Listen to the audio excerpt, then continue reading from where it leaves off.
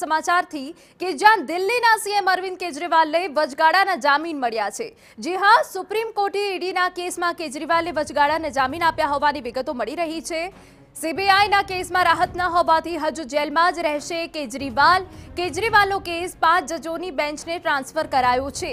કેજરીવાલ 90 દિવસથી જેલમાં છે તેવું સુપ્રીમ કોર્ટે કહ્યું છે।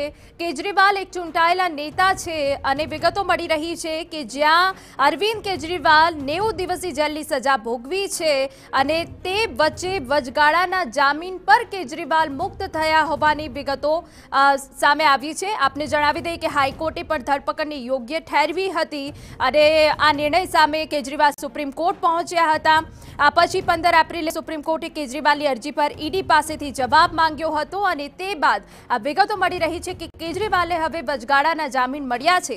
આ સિવાય જે જસ્ટિસ સંજીવ ખન્ના છે તેમણે કહ્યું છે કે કેજરીવાલ કે જે 90 દિવસની સજા ભોગવી ચૂક્યા છે, અમે નિર્દેશ કરીએ છીએ કે કેજરીવાલ વચગાળાના જામીન પર મુક્ત થાય અને તેઓ એક ચૂંટાયેલા નેતા છે।